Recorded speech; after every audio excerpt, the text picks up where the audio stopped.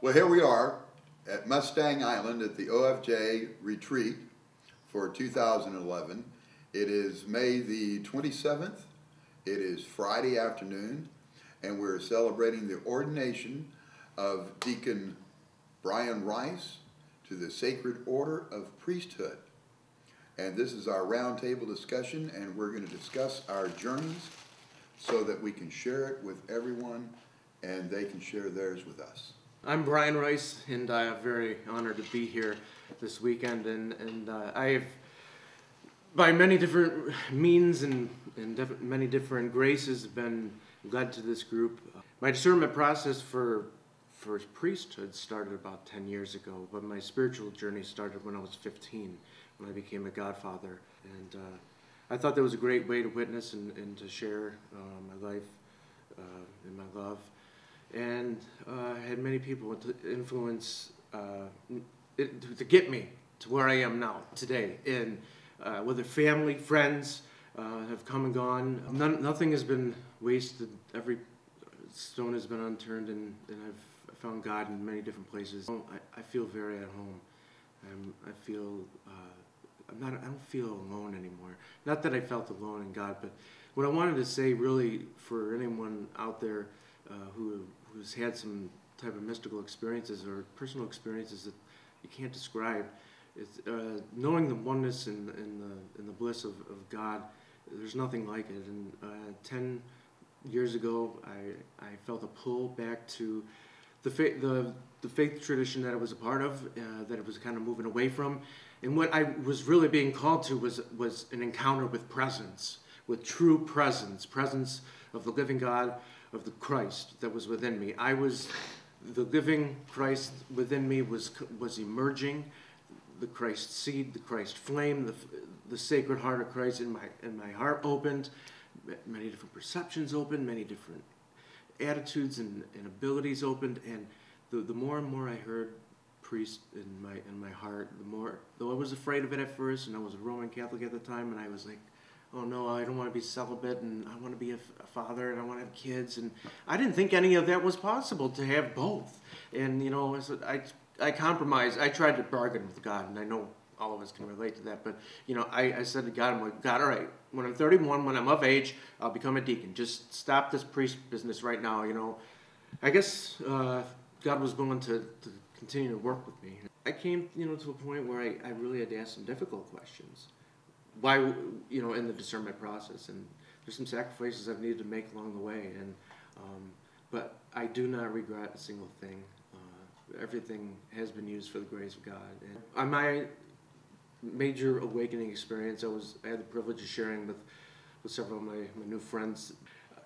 It's hard to speak about it in words, but to have known that presence personally, that's something that's not taught in the catechism, that's not taught in CCD classes. This was something this was very personal, very alive, and I felt the divinity within my humanity, and that was the stamp of not approval, but the stamp of assurance that I was called to do God's work, that I was called to give back. I was called to let God live through me, to be a vessel, and here I am, and I'm in fellowship now, the fellowship that I've been seeking for those 10 years. As a 20-year-old in the 20s, there was no 20-year-olds in the pews in the Roman Catholic Church, and you know, I felt estranged and everything, but God I held on to his coattails, and he got me here, and I found people who share common experiences, and it's a wonderful thing. OFJ is just welcomed me with open arms, and I can't express greater thanks than I have already tried to, and it's a beautiful, beautiful thing that has come into realization, as I have come to realization of who I am through self-remembering, remembering the God self within me, the Christ self within me is alive. So thank you. Sure. I just met Bryan this weekend, just yesterday, and only had spoken with him on the phone or through conference calls, and I thought Bryan was a fellow maybe in his 50s. I never asked Lee, I mean, how old is Bryan? And he's this young man that when I saw him, I thought, what a blessing that these young people are just so alive and so excited about, you know, really experiencing that presence and being that presence and being so brave to, you know, go against what's going on in the world. And I was really blessed by our conversations, and I know there's more to come this weekend. You know, I can remember the first time that I received an email from Bryan a couple of years ago, and he was going through this, you know, he was inquiring about Order of the Friends of Jeshua, and so I promptly responded to him, and we had a kind of an exchange, and of course he's from a different part of the country. We're all spread out. We're in Tennessee and Michigan and New York and Arizona and everywhere in between. So we communicate regularly via conference calling and emails and such. And so it was interesting to be part of Bryan's discerning process in his emails and inquiries. And then something, about a year later, something came into his life that he thought might have been the path to go. And of course, Bishop Lee and myself just were encouraging him to follow whatever call, to listen to God, to listen to that inner dwelling, living from that inner landscape, to listen to that. And so he explored all of those possibilities, and along the way learned a great deal, certainly.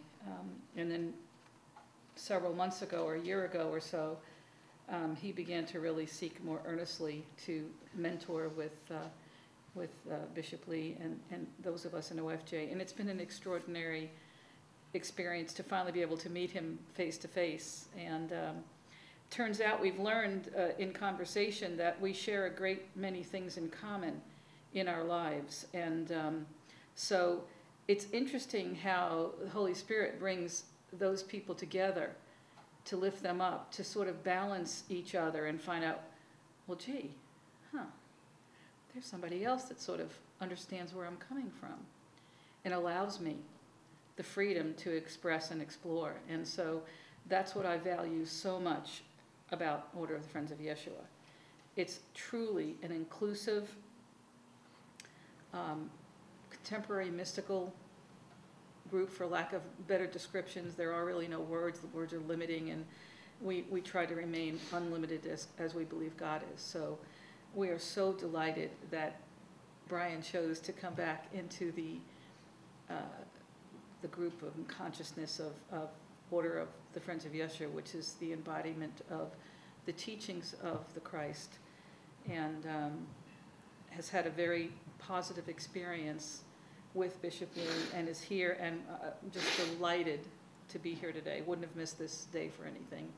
So thank you, Bryan. Thank you. I just want to say I'm really proud of what Bryan has accomplished in his life. In our mentoring sessions, it's not so much, they're true mentoring sessions. We don't intend to impose beliefs on people.